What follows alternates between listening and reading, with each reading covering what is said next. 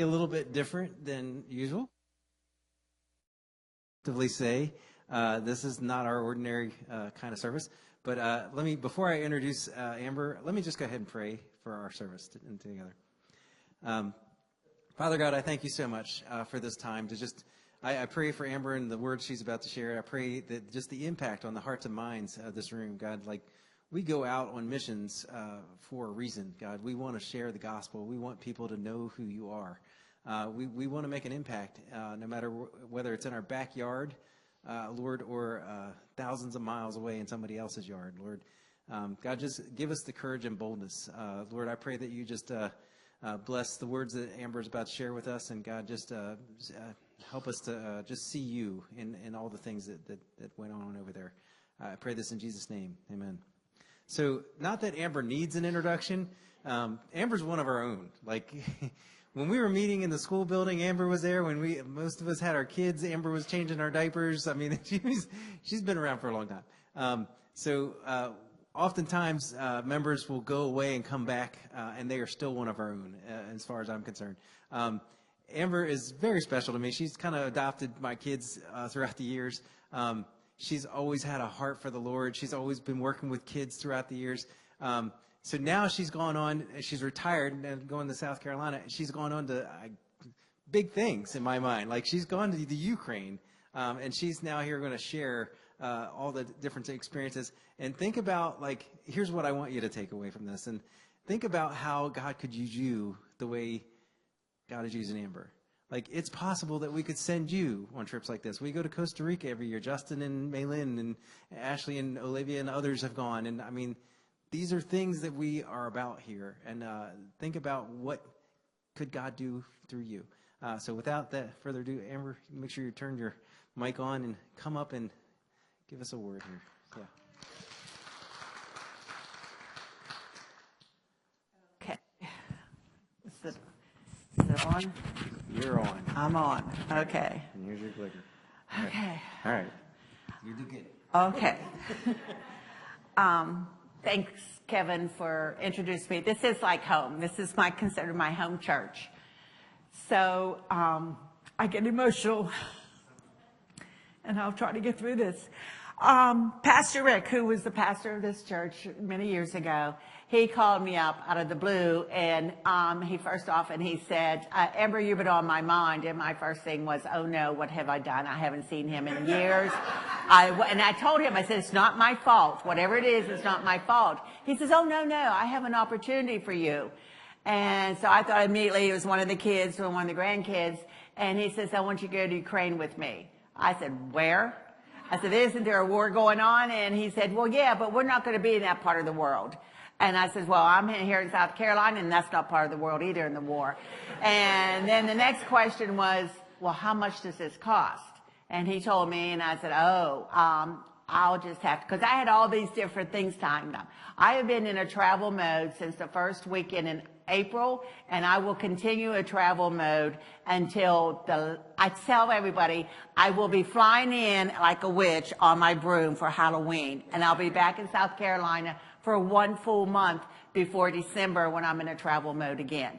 So traveling, I love to travel.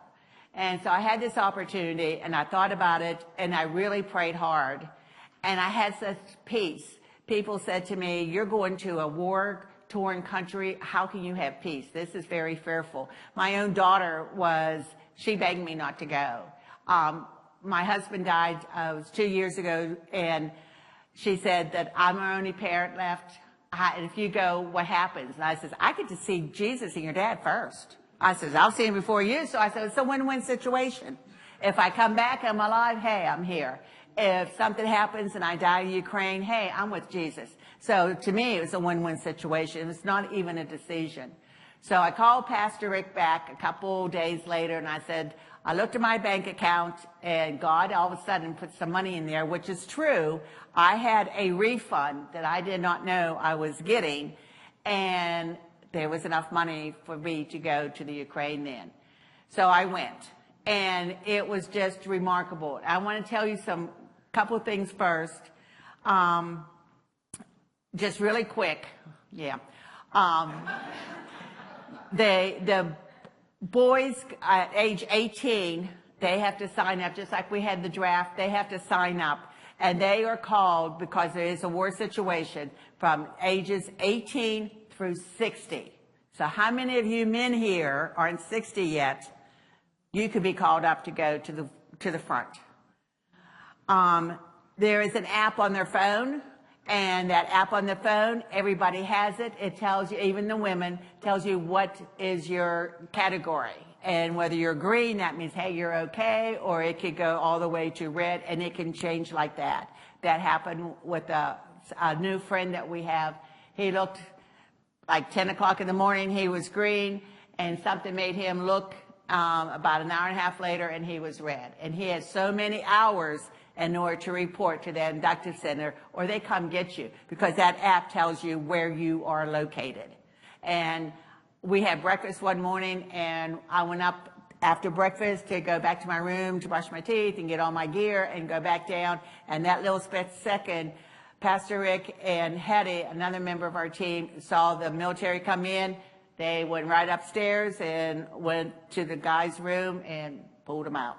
So they're very serious about going out to the war. In the country, 2/3 of the population has left. They have gone to other countries in order to alleviate not just the men going to war, but just get out of the area. Main part of the war is, I'll show you in a slide about where the war is. And this is a different type of a war. It's done with drones. Many different countries are watching this because it's not where you have a soldier fighting a soldier. And Russia are mainly hitting heavy populated places. Just like we have apartment buildings, well, there are apartment buildings in the Ukraine, but these are condos. People own their little section, and that's where they're hitting. They're hitting the condos, the apartments, the schools, the hospitals, any place where civilians occupy. They're not really hitting the military places or where the military are, but they're trying to, the military is trying to defend them and push them back. And drones are not easily detected. And I thought when they sent drones, it was like 10, 20. No, it's like 200, 300 drones at one time. And every drone is programmed to go to a specific location.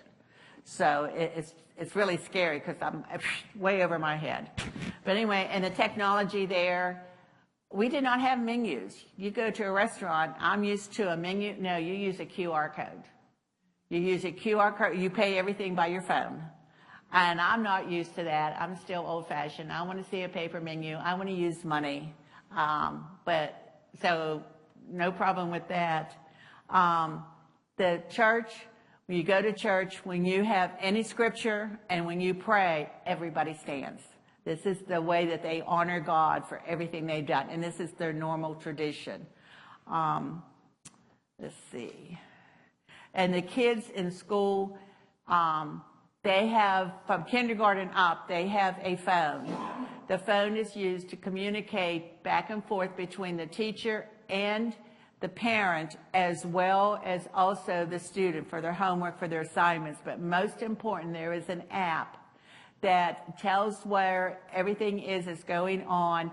And if they have to go do a lockdown, then the parents and the students feel much safer and calmer because they have a phone. They go to the basement and they'll stay in the basement, and the parents are able to communicate and so forth. And if there is a lockdown, nobody better be on that street, because if the police see you, they will put you in. You are required, if you're in a residential area and there's a lockdown, you knock on somebody's door, you better let them in, because they have to come in. Everybody is to be off the street and in the basement or in their place, their safe place at that time, until the other siren sounds. Every day at 9 o'clock, there is a siren, and it sounds off.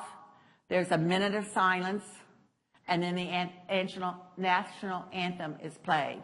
That minute of silence is to pray for the military. Every time you pray, that you are asked to pray for the military. We, as Americans, did not know that. And in the Sunday worship service, when Pastor Rick prayed, he did not pray for the military. And people came up to Pastor David and wanted to know, why didn't he pray for our military? Isn't he supporting us? And so we had to be told then that you always pray for the military. So on with that, I will do my clicking. Just click like this. Oh, okay. This is our team. We had two teams. The first team, there were 6 of us that went, and the second team, we went for 2 weeks. The second team, there was 3, and they came for the 1 week. Hetty, who is in the black on the right-hand side, she had a stroke, and she has what's called drop foot. She had a walker. So, like she said, hey, if I can come, everybody can come. So don't use any incapacity as a reason for not to come. This is the front of the church, and the center couple is Pastor David, who is the pastor of the Ursarod, First Church of Ursarod in Ursarod, Ukraine. I'll get it right. And his wife, Alla. And then the next one is Pastor Barsa, which is in black, Pastor Rick, and then Pastor John. He is also from North Carolina, and then Pastor David. Pastor David's father is the one that started the church and built the church. And he recently died of cancer. And Pastor David never wanted to be a pastor. He wanted to be, his master's is in business administration, but it's interesting how God prepares people, and he answered God's call, and it's just amazing what Pastor David is doing. And his wife, Olive, finished her seminary, and she's also a pastor. This is Pastor Rick. He gave the message on the Sunday we were there, and Pastor Varso was the interpreter, and then Pastor David he introduced all of us there. We stood up. On the first Sunday of every month, there is, the first Sunday of every month, even months, there is communion. And they use a real loaf of bread, and they pull it apart, and then they pass it around. Their deacons pass it around, very, very similar to what we do here. And however, the difference is the cup is real wine. That was a big shock to all of us. We were expecting grape juice and go, whoa. But it was nice. And then their sanctuary, their worship center is more of a theater type thing. It goes down, and it's just nice. The technology they have in the church is, I look around here and go, it's the same thing that's here. So it's very modern, very forward thinking. You, as a congregation, I was told that you made a contribution to help with the housing. This is what the housing looks like. There's 20 units in the back of the church, in the backyard. And each unit, each room, there's 2 rooms, is 8 by 8. And basically all it is a sleeping quarter. There is one common door that goes in, there's a door on the left, a door on the right, and they sleep there. There's another unit that looks very similar to this that is for the bathrooms. There's a section for the women, there's 3 for the women, and then a section for the men, 3 for the men.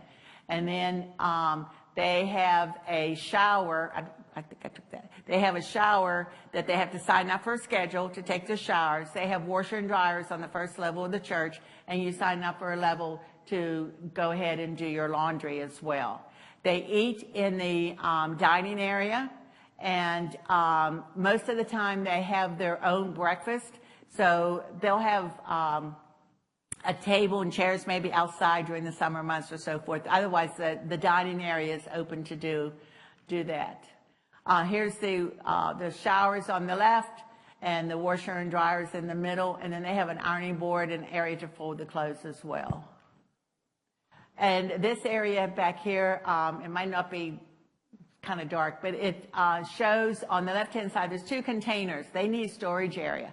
There are, the Lutheran Church in Norway is very supportive to the refugee services that the church in Ursarod is doing. And so they will provide mattresses, they'll provide furniture, they'll provide the bedding, so forth. And then other people even in the community will do that. So every time somebody moves in, they get a new mattress and they get new bedding. And they even probably get a new bed, because when the people move out and they're able to move there and they have a place to get a job and get on their feet again, then they go and get their own apartment, they get their own place to live.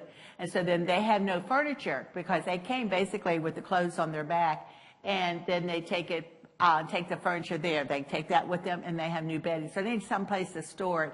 And this is a picture when we first got there. By the time, the end of the first week, they had pavers and everything was all the way across. The roof went across. They have storage in between each one for their lawnmowers and other equipment, and even the kids' bikes and all that.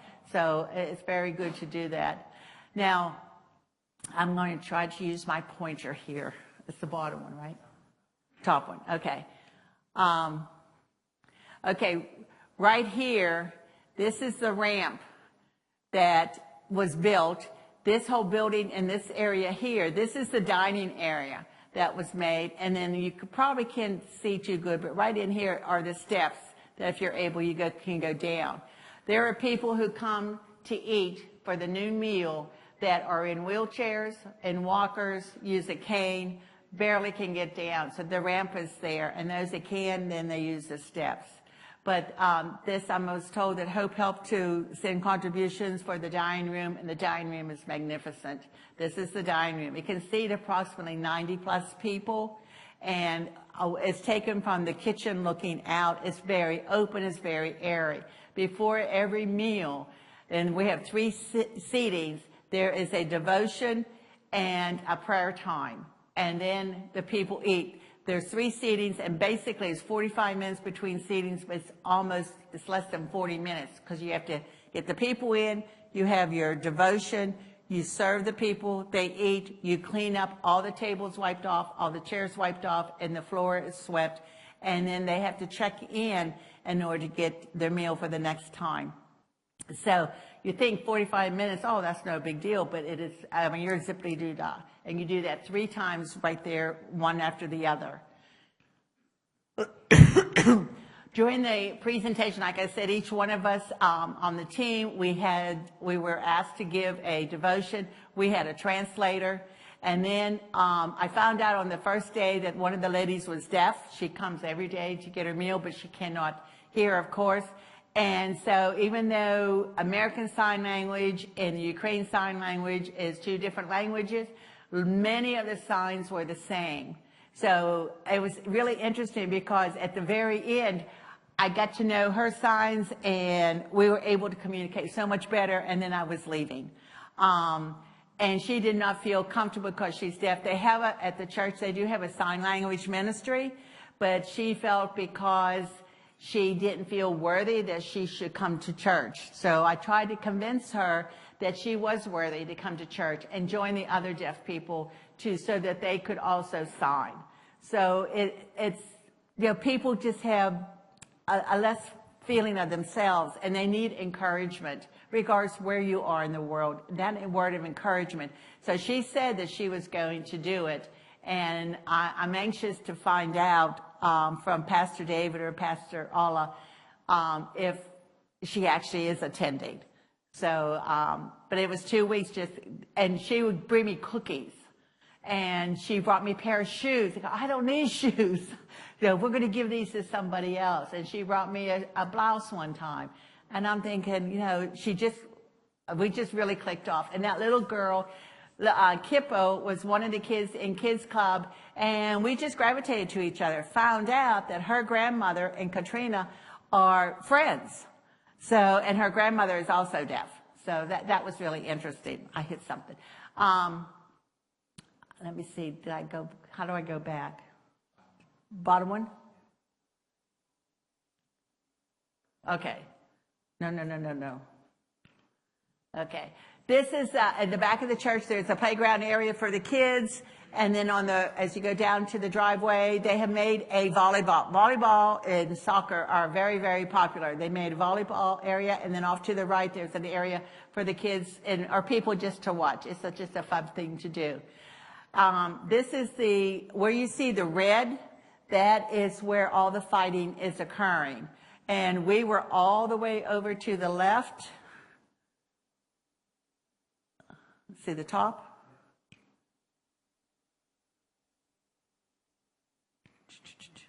We were all the way, see that little hook right there? That's where we were. So we were all the way on the other side of the country.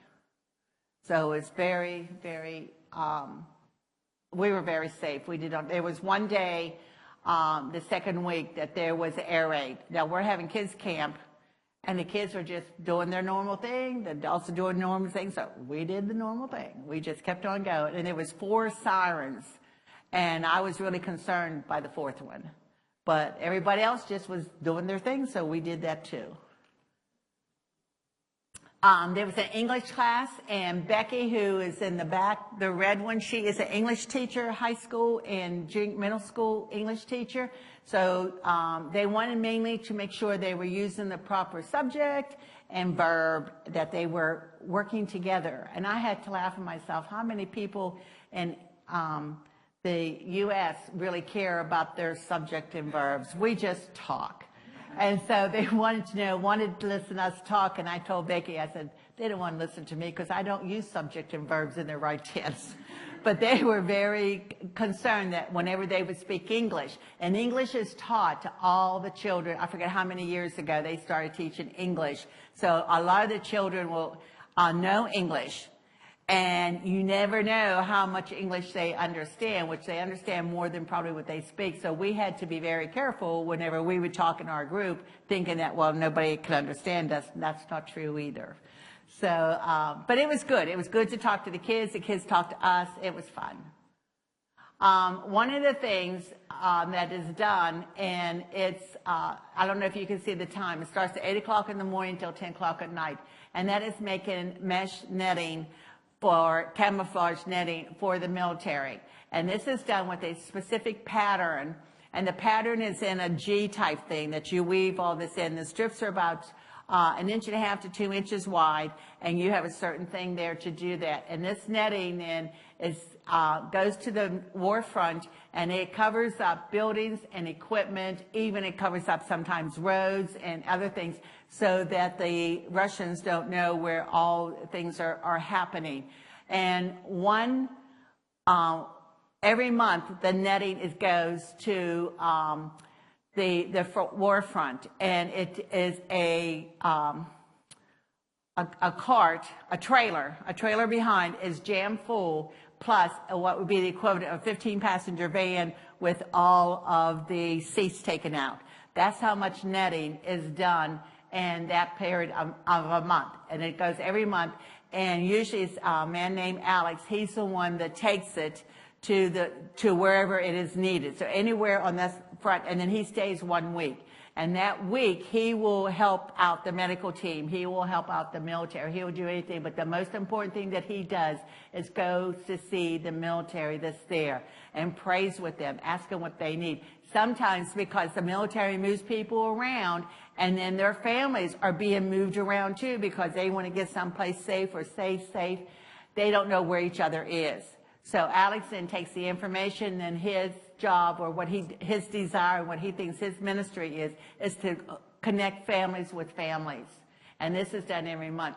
Pastor David, he is the same as what the director of missions would be here. He is helping 70 different churches in the Ukraine area, in his area. And he has compelled and challenged every pastor to go a minimum of twice a year to the war front. And that reason is so that they can see firsthand what is being done. Eventually, the war is going to be done, regardless who's the win, who's the loser, whatever the case may be. The war is going to be over with. And those people are going to come back. The military is going to come back. As you know, there's PTSD. And not only just the military, it affects their families. It affects their communities.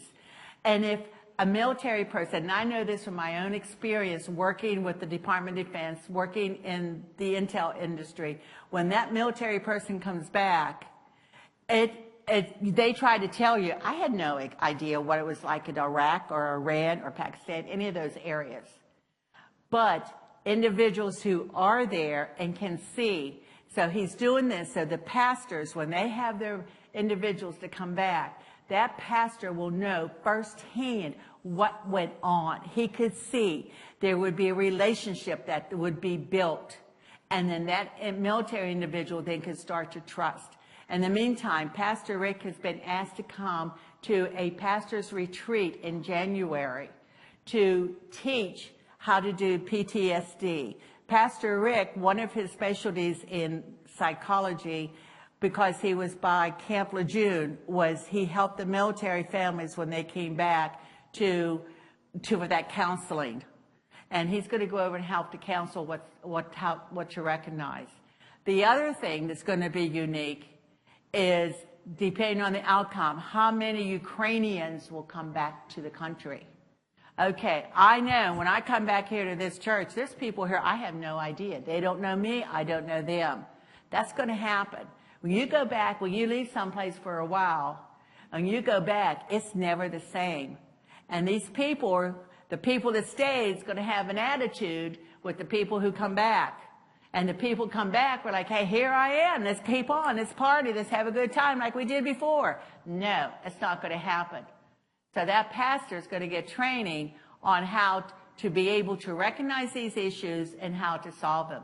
Pastor David is so forward thinking. He wants to prepare his pastors now for these issues that's going to be coming in the future years and even happening now. Because you have people that was in one area and they left to go to another area and they're coming back to that area, and those issues are real, they're happening now.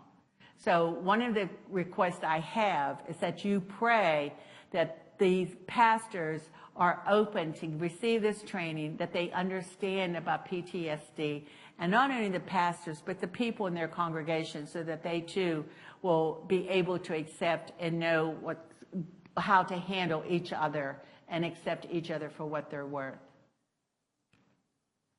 Most of the people that work on the nettings are older men, and here's just the way that it is. And this is a bunch, this is only after 2 to 3 days that bunch was there. And yes, we were taught there was a language barrier, and we said, no is the universal word. No, no, no, no. And out, we would tear it out, and we would do it again, they showed it again, and so forth. So there was Becky in the left, I'm in the blue in the middle, and then Morocco is in the red on the right. So I really feel privileged that I had a contribution to help the military, even in Iraq. We had camp, and the camp, this is the women's retreat, and we were fortunate, the first team, to attend the women's retreat, and it was really nice due to the fact that we were able to make more of a bond with other women. And at the Ukraine church where we were in Ursarod. And it just, one of the main thing was trusting Jesus in all your troubles and thanking God for the many blessings provided every day.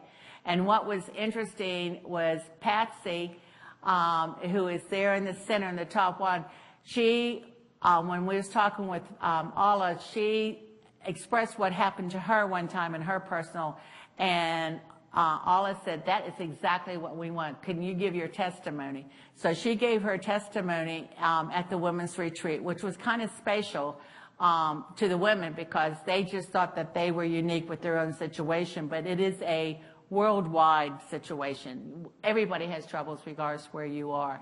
And then afterwards, the picture on the right is just that we were getting together and we decorated candles. What do women do? They do a craft. So that's what we did. And it just was, there was a little bit of a language barrier, but Alla was from 5th grade. This was way before the war started. Her family came to the U.S. and they settled in Wilkes-Barre, Pennsylvania, because the climate is in Pennsylvania is most like what it is in Ukraine. We're on the same latitude.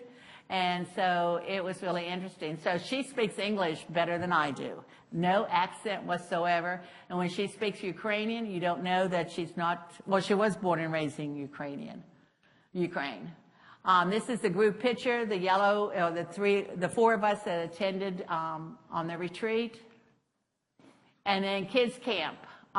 It was the second week we was there. There was 120 kids that were pre-registered, and there's over 150 kids that actually attended the camp.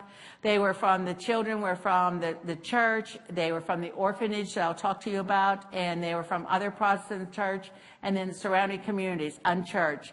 The theme is God is always online. Because the kids have a phone, they want to make sure that they use their phone correctly and to know that you don't need a phone to contact God. God is always online. And the things that we talked about was God accepts, God sees, God hears, God helps, and then God's love. And this is the first day of registration. Typical. Everything's the same. It's a little bit of chaos, organized chaos. So, we just sit back or instead we stood there and just kind of laughed. And we're like, this isn't any different than America. Same thing. So, and then you'll see in the front there's one leader and one of the students are hugging each other because they got to see each other and so forth. So it just was really neat. Everybody in orange is the leaders. This is the kitchen crew. This is only 3 of about 8 of them. And if you notice, this is croissants on the bottom here. And every day after the opening exercise and the assembly, which is the main topic, the kids got a snack. And those croissants are this big, about that tall, and they cut them in half. And I thought, these kids aren't going to eat all this stuff. They should put up, 8 people could get these slices. Those kids, they just gobbled them right up. The croissants were good. They were made that morning, and the fillings were poppy seed, chocolate, cream-filled, and plain, and then there's another one that had a cream filled with like nuts in it and maybe some raisins and stuff. They were all good. There wasn't a bad one above them.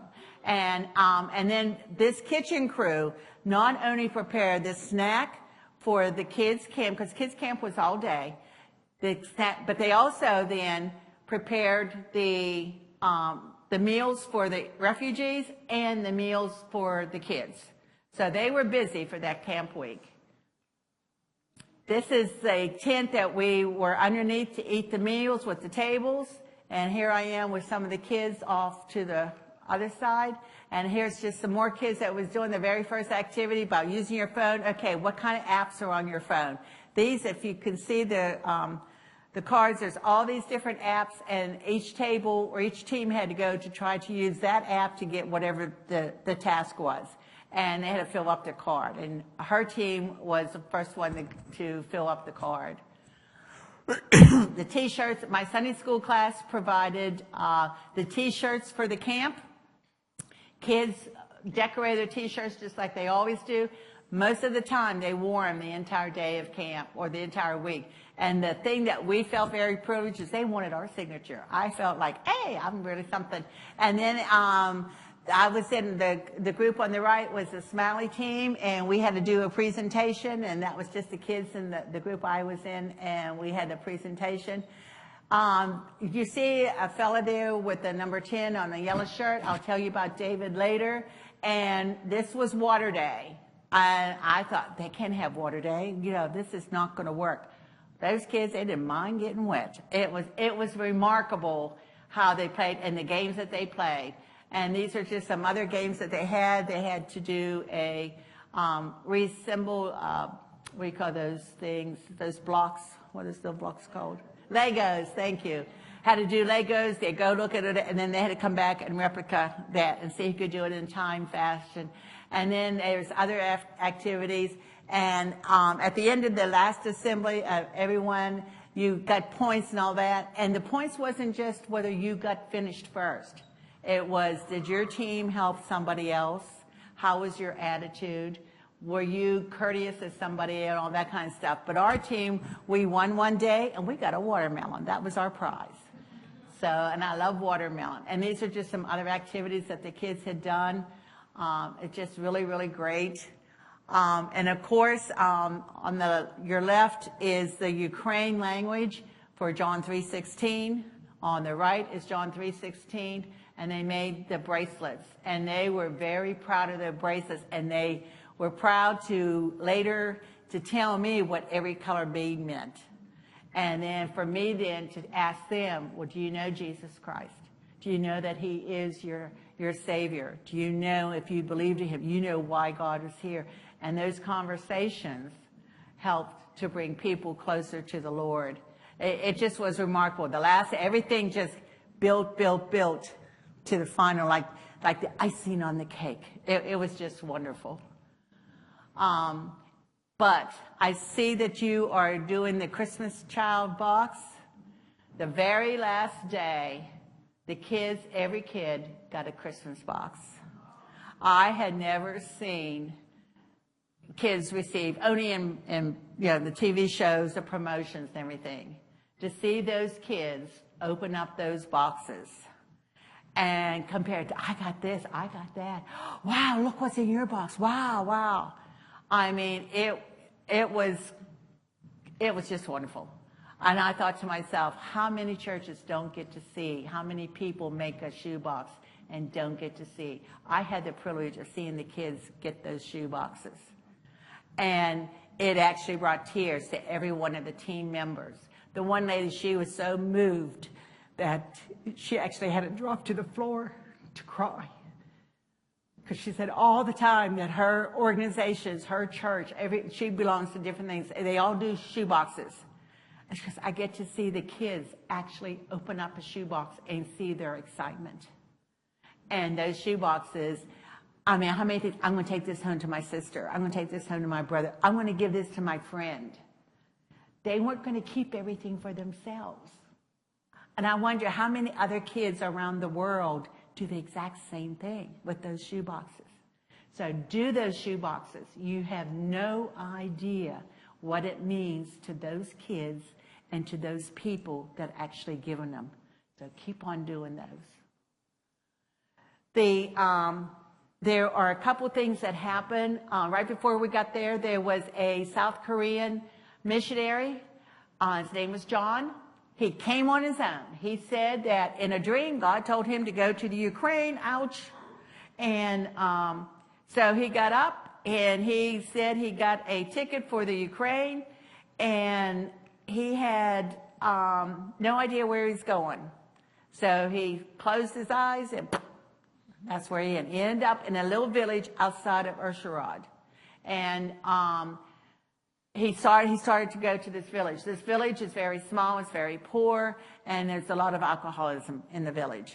And so he started ministering. And then he bought some land. He would go back to South Korea, and he would go around and get some funding, and then he would go back again, and he would build something. Well, he built a missionary house, and unfortunately, he had to go back to South Korea because he had stage 4 cancer. We were not told what type of cancer, but he did not have long to live. But because of the bond that he and Pastor David had, he turned everything over, quote unquote, free to the Church of Ursharod to continue the ministry. And this really came at the right time. One of the families that was in the housing behind the church, there was a family, a mom, dad, and 4 children. The mother had a stroke, and having no bathroom facilities, they had to actually wheel her out to go to the bathroom, get a shower, all that kind of stuff. So in the missionary house, every room has its own bathroom. The kitchen's on the one floor, so she could just go there. So it's just very, very good to have this. And here's the kitchen area. And then this is the worship area. So the people come in, and he actually conducted worship. And this is where they have Bible study every morning. The people in the church and people in the community can come, and they do a Bible study every morning. And he wrote in Korean, mission will be blessed. And that is as you enter into the missionary house. And above the kitchen, it says, until the end, it be blessed. And then at Mercy Camp, the Norwegian Lutheran Church is a very supportive. They bought some land to have a camp there for their members to go to a place to have a retreat, for their kids, their youth to go to have a retreat. But then they needed somebody to go ahead and manage it, and that's where Pastor Vasa came in. And so he managed the Mercy Camp. And when nobody was there, he and his wife took children off the street that were homeless, abandoned, or whatever, and they brought them to this home. Well, pretty soon their home was overflowing, so he got permission to take it to the camp, and the kids lived there for the camp unless if they was going to do something. Then he brought them back to his house, and they stayed at the house until it was empty again. And then this is part of the camp. During the summertime, they use the outdoor kitchen. And this on the right-hand side is the dining hall, which is just newly built. And it's also used for a meeting place. This is where the women have their retreat. This is the view. If you look out over to the right, or the mountains, that is Slovakia. And so a lot of people will try to go through those mountains to get to Slovakia that they want to get out of Ukraine. And then the House of Mercy is also owned by the Norwegian Lutheran Church, but is managed by Pastor Vasa, again, because they heard about him having all these children. They needed to have their own house. So the house can manage up to 20 children. And the children have their own activities that they have to do. And DSS, we quit our DSS, they got a report that the kids were being made to work. So they had to do an investigation. Yes, they were made to work. They had to make their bed. They had to clean their room. They had to clean the bathroom. They had to set the table. They had to help with the dishes. They had to help to keep the lawns outside mowed. They had to pick up their toys. They helped to do the gardening. They helped to pull the weeds. So when DSS saw this, goes, well, that's just what norm families do. They go, well, that's what we're training them to do. So when they leave here at age 18, they will have these home good skills, and they'll be able to on their own. And the regular state operated or country operated orphanages, all this is done for the kids. So when they leave, they have no idea. If they get a job, any type of job, they end up having to put money in the savings, and then they teach them how to do money management as well. At the end of 18, instead of going back on the street, there were 2 houses, a hostel house, one for girls, one for boys. And they're able to stay there till about 22. And in that period of time, they get a job, they help with the finances, and they also try to get on their own, and they do have a savings as well, and then they get on their own to do this. Out of 100 kids who have, since the hostel houses have begun, there's only been one, I think it's been 4 years, there's only been one that actually left the hostel house on his own, and he ended up in jail. But everybody else has been very successful, and it's been very good. This is just the House of Mercy. This is their Christmas last year of the staff and the kids at the House of Mercy. And Mercy Farms, again, is by the Norwegian Church. And Mercy Farms, they're the ones that they grow all the food that is cooked and distributed to the people. And this wood pile lasts about 2 to 3 days. And then they get more wood in, and they have 20 greenhouses. And they use hydroponics as one of the methods, as well as grow into the ground as too. They have a store that they sell their produce to the people in the villages, in the towns. And then they have a little coffee shop. Coffee is one of their main drinks there. They have no sweet tea. And they have no ice. So, and then the Roma Gypsy Camp. The Gypsies are considered lower class citizens, and Gypsies in Ukraine do a little bit what is thought to do. They keep to themselves, and one camp won't really honor another camp, their own little community. But the House of Mercy and the farm prepares meals and sends to the camp. They get some camps they get 2 meals a week, and other ones they get 3 meals a week. And they're almost all of them are built around garbage heaps. And this particular one we went to, it just was overwhelming. The kids basically were good kids, but we gave them they were given a story, 2 stories about Jesus that was actually acted out and was interpreted. And then we passed out food to them, and they got a little trinket at the end of the day. Okay, so I hit this. This is a video. And can you give the sound? This is the House of Mercy. This is the orphanage.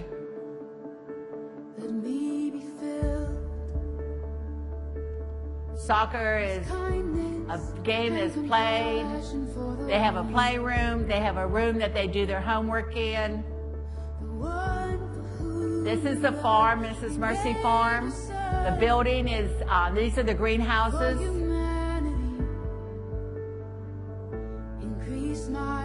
And the fields that are there. They harvest wheat, potatoes, carrots, cabbages, beets. This is the hydroponics greenhouses with tomatoes, cucumbers, eggplants. These are the seedlings. These are potatoes that have been harvested and wrapped up to go to different locations. This is the commercial kitchen that prepares the food for the church and for the camps, and then to be distributed out to either to the elderly and to those that just can't get to the place to get the food. So they take it to them. And you'll see later on it distributed bags of food. That will be like for a week, because they'll go to different sections every day, and then they'll do it Monday through Friday.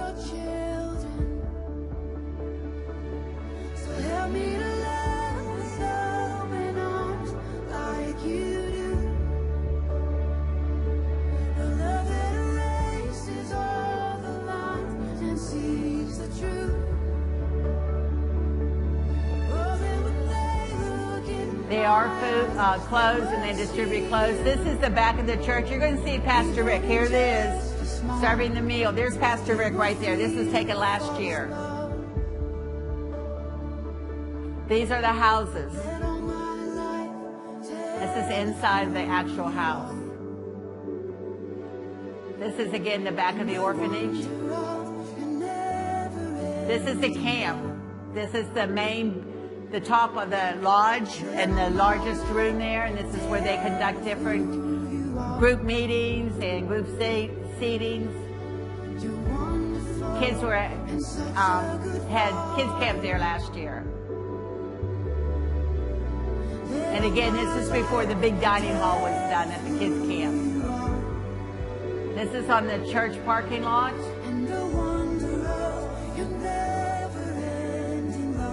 That was Water Day.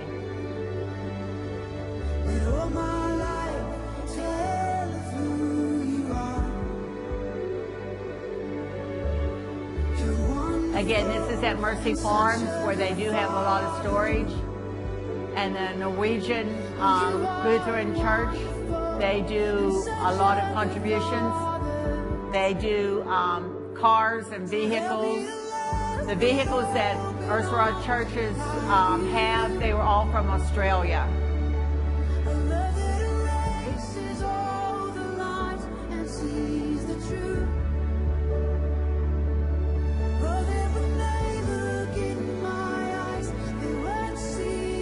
Those are new mattresses coming in for the different places where they'll have bedding and sleeping areas. Again, this is at the one of the hospital or like a nursing home area, and this is at the camp, the Roma camp, the Gypsy camp.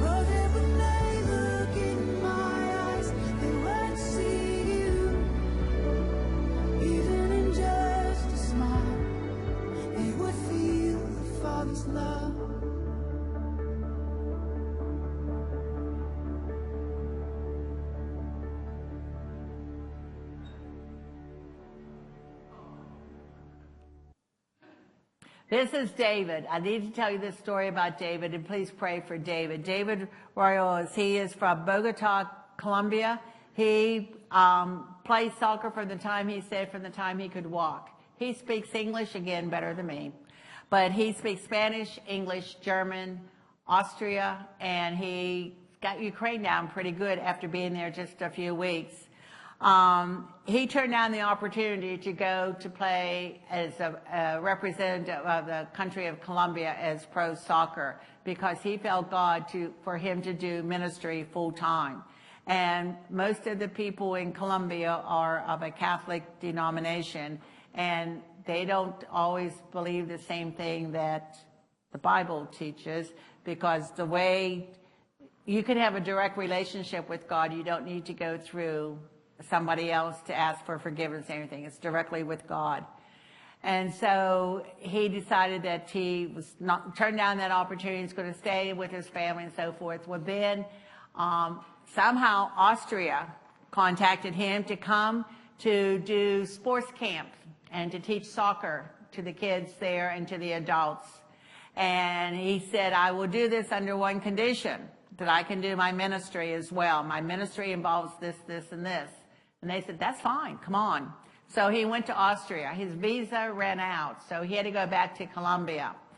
And he thought, well, that's the end of my ministry. And he had a very good paying job in Colombia to begin. And he met some people from the Ukrainian refugee camp. And this one lady knew Pastor Vasa and Pastor David. And they said, oh, no, no, I know where you can go if you want to do ministry. He gave him Pastor Vasa, Pastor David's information. They had phone conversations, and they said, yes, we can use your help. He says, well, it's only a temporary till I can get back into Austria, because I have to be out of Austria for 6 months before I can get my next visa. He came back to the Ukraine. However, he flew into Budapest, and from Budapest, and they had the car go pick him up at the airport, and drove through, got through the Hungary Border Patrol. Everything was fine. Took a while to get through, but that's just a cue to get through. Comes to the Ukraine because of him and his more olive skin and his age group.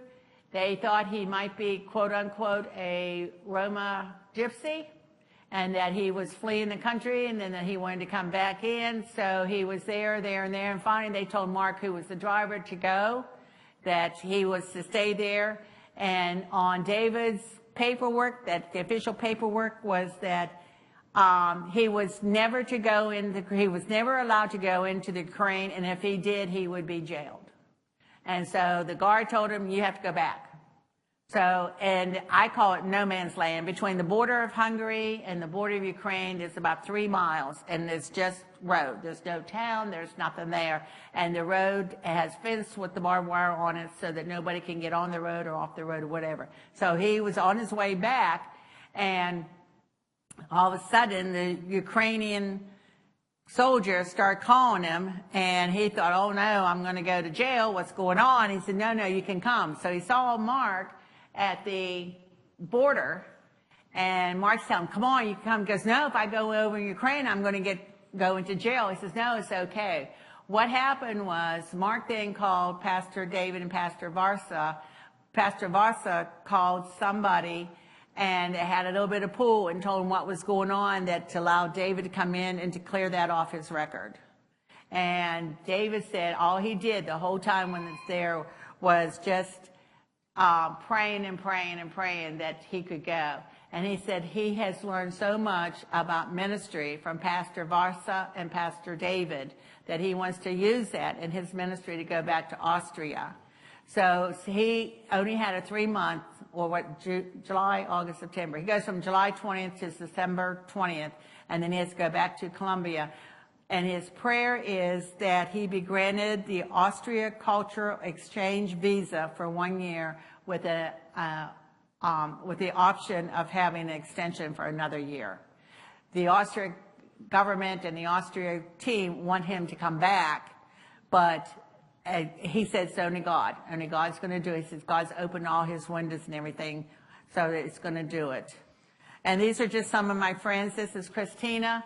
She came to the church in January about 3 years ago. She had flip-flops on, she had cutoffs, and she had a halter top and a guitar.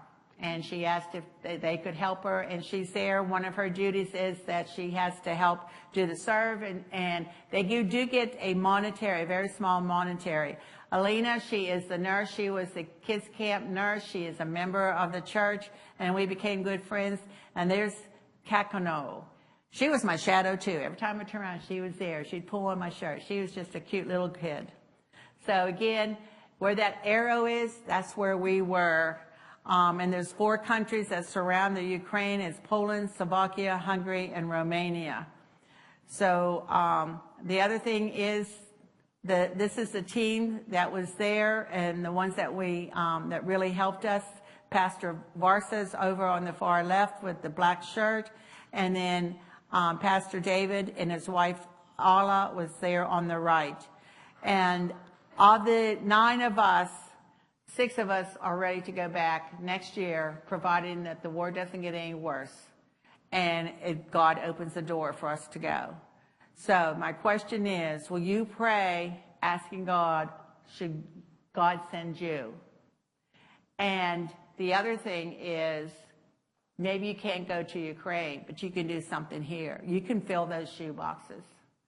As you go to McDonald's and go through that drive-through, just smile and tell the cashier and the person serving you, giving you your food, have a good day. And you know God loves you. God bless you. And there's many things that you can do right here in Laurel to spread God's love and the good news of his love, and to come worship him and to congregate with you right here. So don't think that, oh, I can't go to Ukraine, so no big deal. I don't have to do anything. No. You are here for a reason. You're here today for a specific reason. And that's God's put something on your heart and on your mind that only you know. And you need to answer God's calling, whatever it is. And just go and do it. It's not hard, but it's also not easy. But it's rewarding. It is so blessing to do that. And one other thing is, yes, there's American food in Ukraine. There is a McDonald's a half a block from the hotel, and there is a KFC. So yes, if you only want to eat, but believe me, the food, there was nothing there that I did not like, and we couldn't get enough of it. And as we exchanged, the 9 of us exchanged, we still keep in contact with each other via Waze on the, as the app. Somebody said, you know, I am so hungry for buckwheat. Oh, fresh tomatoes. I went to the grocery store and I bought tomatoes, but they're not the same as Ukraine tomatoes. They're not fresh tomatoes. So be in prayer for the Ukraine people. Be in prayer how God's going to use you. And this next, I don't like this keyboard here. But anyway, just be in prayer for all that. I really did something now. I'm sorry. Oh, okay. Thanks. Okay. I'd like to pray for us, if you don't mind, please. Dear Heavenly Father, I just thank you so much for the opportunity that you have given to me today to tell these wonderful people about your love, that your love wherever they are, wherever we go, your love for the people all around the world, whatever the situation may be. Lord, just I pray that everyone here will respond to your calling, whatever that may be, Lord. Only you and they know. And Lord, I just ask you that to be with the Ukraine people. I pray for the military that are there. I pray for their families. And Lord, just thank you so much for this opportunity. Thank you for your blessings that you have given to each and every one of us. Be with us as we depart, and be with us throughout the week, and to bring us everyone back safe for next week. These things I ask in Jesus' most precious name. Amen.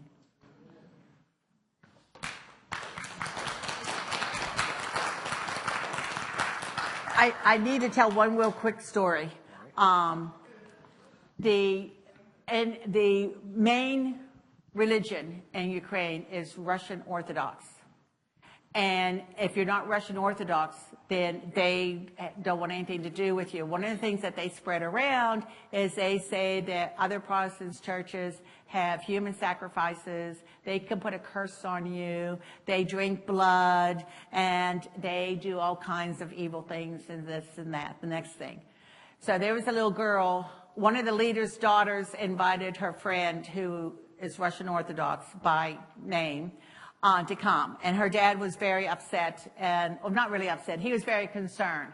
So he came the first day to see what it was about. And he said, okay, you can stay, you can do this. So he came in and out throughout the whole week. the very last day, there was family day. So the kids were encouraged to have their families come that day to see the very end of the assembly and everything. So as I went up the steps and I was going in to go into the worship center, this man approached me and he started speaking Ukraine. And I was like, I'm sorry, I'm American, I don't speak English. He goes, oh, you're one of the Americans. Spoke good English. I'm like, yay! And he said, my daughter came here and she had such a good time. I want to thank you for coming.